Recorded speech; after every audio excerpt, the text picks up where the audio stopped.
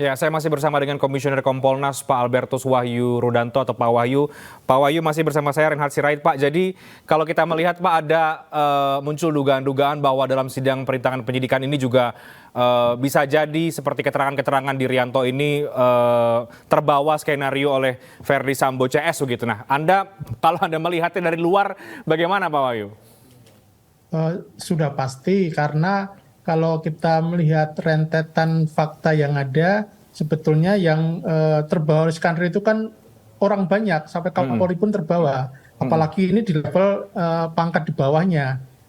Jadi dalam tekanan-tekanan psikologis yang sering kita sebut sebagai psikohierarkis, itu wajar saja tekanan itu muncul.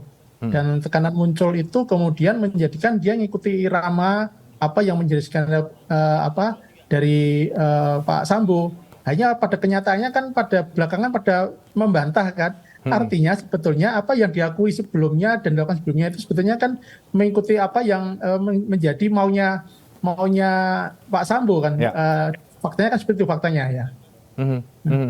Oke. Dan Anda juga melihat bahwa para perwira yang kemudian dicopot dari jabatannya ini sebetulnya bagaimana yang ketika kemudian kita tahu posisinya sekarang menjadi terdakwa perintangan penyidikan, Pak Wahyu?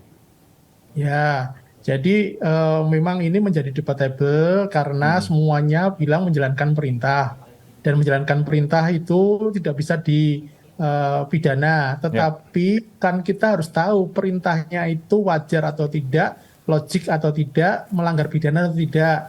Ini kan yang sekarang diperdebatkan. Menurut saya pada level-level perwira, saya kira harus bisa berpikir rasional.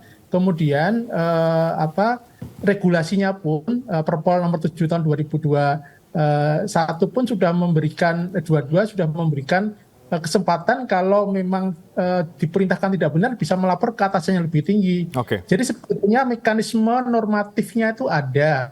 Tetapi yang mengherankan memang para perwira tadi dengan adanya tekanan budaya organisasi tidak bisa bereaksi atau bertindak. Itu saya kira yang harus menjadi catatan penting di tubuh Polri, dan itu saya kira yang harus direformasi. Perbaikannya harus benar-benar mendasar.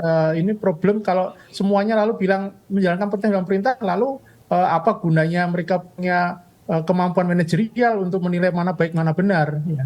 Baik, Pak Wahyu, dari kacamata Anda, seberapa penting sidang perintangan penyidikan yang digelar hari ini bagi kredibilitas dan juga citra Polri, karena sekali lagi ini melibatkan para mantan anggota perwira dan juga akhirnya kemudian Polres Jaksel juga terseret dalam kasus ini yang kemudian hari kita tahu diperiksa sebagai saksi juga.